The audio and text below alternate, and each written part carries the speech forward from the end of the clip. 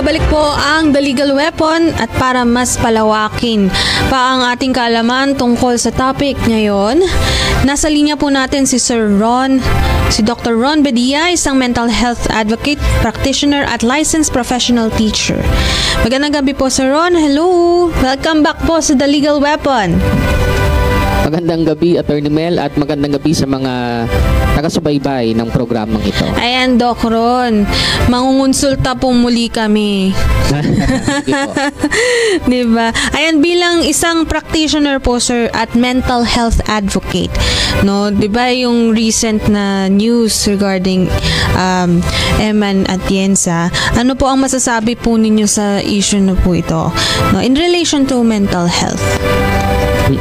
Actually, no, Attorney Mel, honestly, nakakalungkot talaga yung nangyari kay Eman. It reminds us from how important mental health awareness is. You already have the Mental Health Act po or Republic Act 11036, which says mental health is a basic right of every Filipino. Pero, sa totoo lang, Attorney, kahit may batas na tayo, may pa rin nahihiyang magsalita kasi o kaya humingi po ng tulong. Lang ng case po no, ni Eman. It shows that struggles are not always visible. Kasi nakikita natin siya, sobrang saya niya, no? Kasi kaya, may tinatawag, di ba, pong functioning depression, mga ganyan. So, hindi nahalata. Kasi yung mga pinopost niya, di ba po, prior to what happened to her, sabi niya, she's full of life yung sa kanyang social media. I don't follow her, pero nung after na lang, nung news that it broke out, dami kong nabasa regarding her. It's like, yun nga yung magtataka ka, buhay na buhay siya before what happened. No po, no, sir. Totoo po. At saka kung titingnan niyo po, Attorney, yung mga post niya dati, puro full of life Yes. Pero yung recent, yung parang ilang post niya bago siya mawala po, no? Puro na parang pag-goodbye na, no? Pamamaalam yung mga posts. Kaya mahalaga pa rin po na may empathy at pakikinig at pag-aalaga sa isa't isa. Dapat tinatanong-tanong natin everyday. Pero nung napanood ko naman po yung interview ni Kuya Kim, everyday naman kinumusta, no? Yes. Si Eman, wala namang problema. Pero yun nga, despite of asking her everyday na okay din naman ang tugon ni Eman sa kanya, meron pa rin pala siyang pinagdadaan. Opo. Ito nga, no, Doc Ron, based dun sa mga comments din, nagbabasa akong comments. Di ba, parang wala silang learning regarding dun sa nangyari. Kasi they're putting a blame naman ngayon na alam nyo naman po pala na ganyan, ganito, ganyan. Di ba, parang let them grieve first, no, with what happened. Let them be. No, wala tayo, labas tayo doon. Ano tayo, nanonood lang tayo sa buhay nila. Pero may comments na ganun na alam nyo naman pala ganyan. Kung hindi naman maganda, sa loobin nyo na lang yung comment nyo. Yan. Sa tingin nyo po, Doc Ron, ano ba ang posibleng dahilan o triggers ng mga ganitong sitwasyon na wala to the point na tama na, ganun, that they choose that? Opo, Attorney Mel, maraming factors po ang pwedeng trigger na ganitong sitwasyon. Pressure sa trabaho, sa mga professionals natin dito, or sa public image, emotional exhaustion, trauma, o pakiramdam ng pag-iisa, yung feeling mo ikaw na lang mag-isa sa mundo, kahit maraming tao sa paligid. Dagdag pa po dyan, may epekto rin yung world, no, na nabanggit ni Sir Ronald kanina, harsh comments, cyberbullying, at comparison culture. Lalo sa mga social media apps, maraming mga ibang lahi dyan di ba? Nagkakaroon ng comparison na mas okay dito sa amin, mas maganda yung pamumuhay dito. Nagkakaroon ng comparison na ikaw, nahihirapan ka na saan ka makikibagay. So lahat ng po yan ay pwede rin covered din po sa 10175, no? Yung Cyber Prevention Act. Kapag sunod-sunod po na stress at walang support, ting humantong sa mental health breakdown or burnout sa mga professionals natin. Oh, yeah. Yes. Ayun, may ganun pa. Pagka ganyan yung nararamdaman, kasi yung issue natin ngayon, Doc Ron, is that hindi natin alam kung kailan ba dapat magkonsulta ng spesyalista, ng mga practitioners, like ng tulad nyo, Doc, no? Mga psychologists, psychiatrists, hindi nila alam alam kung kailan nila dapat lapitan. No, kailangan ba kapag it's too late na yun nga nag-burn out ka na tsaka ka pa yung seek ng professional help? What do you suggest, Doc? Kasi ganito, Attorney Mel tayo Pilipino tayo di ba? Resilient nga Masyado naman pinanindigan yung resiliency. Oo na pumupunta lang tayo sa hospital kapag malala na yung sakit natin. Kapag masakit ng buto, titiisin lang yan, kaya pa naman. Pero ibang usapan kasi ang mental health. Hindi na mo nakikita. Akala mo okay ka physically, pero internally hindi ka okay. Simple lang po mga signs. Kapag may biglang pagbabago sa ugali, nagiging tahimik ka or nag-shift ka ng mood. O hindi na kumakain o kaya yung sleeping patterns mo nakaka-apekto. Maari affected ka na internally. So doon, mga red flags yan Pwede kang kumonsulta na o humingi na ng tulong. To be honest with you, Attorney Mel, no? Yes. This past few days, ang dami kong message na nare-receive sa TikTok ko, no? Ang dami ko nare-receive na mga kung sino-sino from all walks of life. Meron nga friend niya yung pinapakonsult niya. Kumbaga, nagiging nagiging nangangamba siya sa nararamdaman at nagiging pattern ng behavior. Kumbaga, intuitive naman to si friend. Ayun. Well, at least may concern. Oo nga, no. Kasi nga tayo, resiliency talaga, panindigan. Diba? Kahit binabahan at lahat, ganun pa rin. Nakangiti pa rin ang Pilipino. Pero hindi po, kapag may kailangan po nating solusyonan yung ganyan. Kasi, diba, sayang po ang buhay. Ano po ba yung mga senyales? Kasi yung iba hindi nila alam yung symptoms, katulad nga sabi nyo, wala na, yung iba may manifestation, sir. Kasi ito yung sugat na hindi nakikita. Mental health, it's a disease of the soul, sabi nga ni. Katulad ka. Attorney, no, maraming mga bata, mga kabataan ngayon na nagpo-post ng mga emo, yung mga term nila ng mga emo, mga goodbye messages. Marami po tayong mga case ng trigger alert po, no, sa mga nakikinig at nanonood. Marami po sa mga nag-suicide po na nakapag-post muna sila ng isang pamamaalam or nakapag-post muna sila ng isang quotation or video regarding goodbyes. So kapag may mga ganong senyales na at nakikita ka sa mga kaibigan mo o kamag-anak mo, tanungin mo na, kausapin mo na siya agad. At mag-intervene ka na. Kasi yung pinaka-importante po ngayon, intervention. So yun yung sign, no? Kapag nagbibigay ng mga goodbye messages, may yun nga manifestation, nag-goodbye na siya, namamaalam, or may mga nire-retract siyang mga tao na gusto niyang makita, pero yung mga tao na yun, wala naman na dito sa mundo natin. Malaking bagay yun, no? Na red flag. Tapos, kapag tinatanong mo kung kumusta na, okay lang, pero nararamdaman mo hindi, yun, kailangan pakonsulta natin o kaya pausapin natin siya ng masinsinan. Kasi sir, Doc, no, napakadaling sabihin, okay lang yung sagot. Okay lang naman ako, pero okay ka lang ba talaga? Yun yung real question doon. Pero mahirap kasi din aminin sa sarili. Di ba, no, Doc, na hindi ka okay. Meron kang pinagdadaanan. Medyo, yung iba, pride din ego. Yung kanilang kalaban. Ayan. Ako to. Oo, di ba? Pero hindi. Ayun po. Eto, sir, nung last time na tayo nagtsikahan, no, nagkwentuhan, sa tingin niyo po ba nag-improve po ba ang mental health awareness sa ating bansa? O wala lang, parang natulog lang ulit. Parang another day. Alam nyo, attorney, mas malayo na tayo kesa dati. Pero, hindi pa rin sapat. Kasi may awareness na May awareness ngayon na pag-uusapan natin, sir, ng walang stigma. Yes. Opo. Pero kulang pa sa access at education. Under nga po ng RA 11036, yun nga pong Mental Health Act natin, nakalagay doon sa provision doon, dapat may mental health program sa schools, workplaces at LGUs. Kaya nga po, nire-require ng DOLE na dapat part ng policies ng company, meron kayong mental health initiatives. Pati po sa mga schools, no, under ng DepEd policies din yan. Kaya nga po sa start ng school year, meron po tayong tinatawag na psychosocial active. Yun yung ginagawa. Kung baga nung time natin, attorney, orientation. Oo, meron.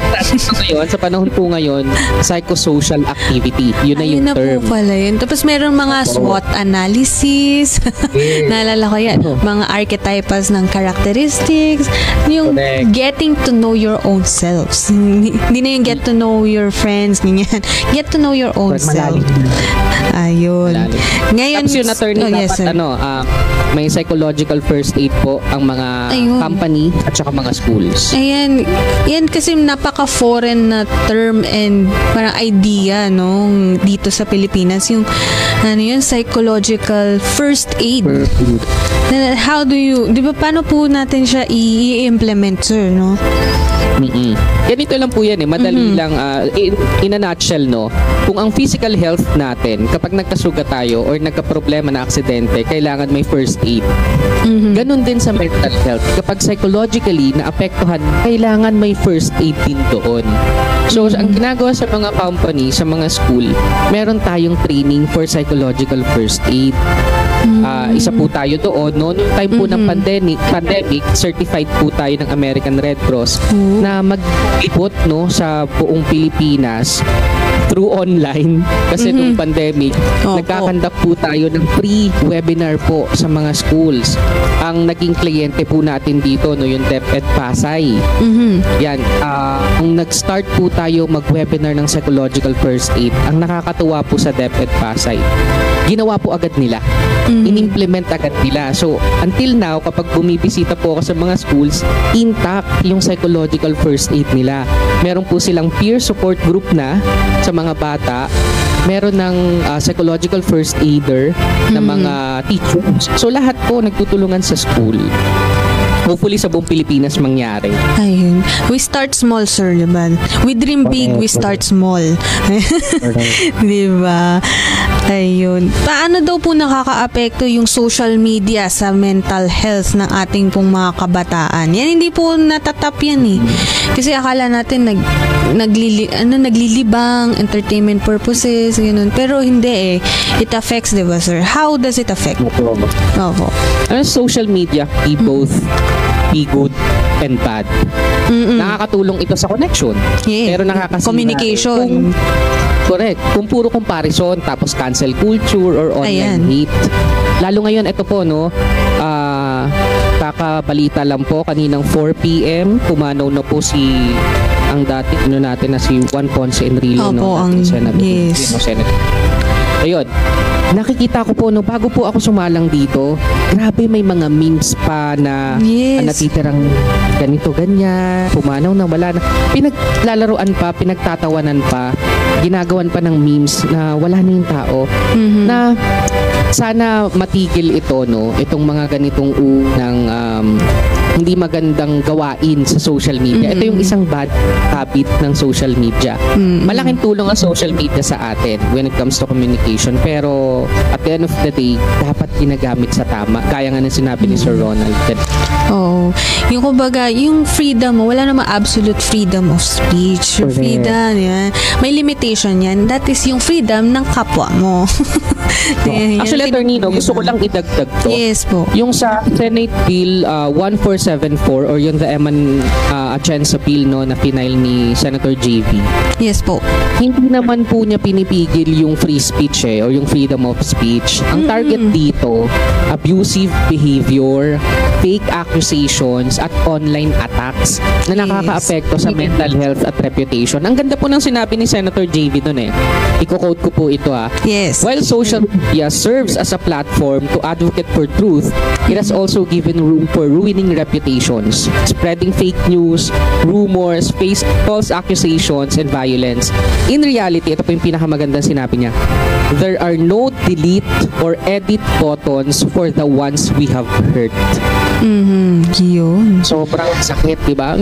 Meron na nga po tayong tinatawag na digital print. Nandiyan na yan pang matagalan na. Kaya isa po sa magandang gagawin ng batas na ito na kaiba no sa mga king laws, within 24 hours kailangan ma-delete yung post. Yung mga existing laws po kasi natin, walang ganung process po walang strict deadline. Pero under Eman Atienza Bill, it sets a clear 24-hour removal rule. Kailangan within 24 hours ma-delete siya, and sinasabi po doon sa final na bill, no? Actually wala pa siyang first reading, final pa lang po ni Senator JV. Pinakamaganda na sinabi doon, isa sa provision, sasabihan ang mga platforms, no, kailangan nilang i-block yung person na nag-post ng hate. So tanggalin nila yung account mismo nung nag-post na yon, nung nag-hate speech, at gagawin yon. So, mawawalan siya ng account. Automatically, 24 hours. Yes. Hindi lang yung kaya comment mo ang deleted. Yun. Pati account mo. Buo na. Di lang comment ang deleted, pati buong account. Yes, opo. Kaya nga, think before you click. Tsaka think 3 times, 4 times kung talaga bang ipopost mo to. Diba? Kung katatawanan lang, isipin mo ano ba yung pinagtatawanan mo. May pinagtatawanan. Kaya ako na-excite ako dito sa sa proposed bill po na ito, Senator JV, kasi as a lobbyist, kapag nagkaroon ng counterpart ko sa House, isa po tayo sa tutulong, no, na mapakalat at ma-approve, no, itong bill na to. Talaga naman si Doc Ron. Marami kasama pala dun sa kanyang many talents. Of course naman, para sa ating mga kababayan, para din masulong, no, sir, kasi ito pinag-uusapan natin, pero asaan yung konkretong action regarding dito sa usapin ng mental health, 'di ba? Alam natin na nag-exist siya, pero 'di ba? Hanggang doon na lang ba 'yun, no? Ayan, sir, ito para sa writer po namin to. Hi, Christy. Ano daw po ang maipapayo ninyo sa mga taong nakakaranas ng mental health problems, no? At para po sa mga kabataang gaya po ni Eman, ano po ang mensahe ninyo po sa kanila?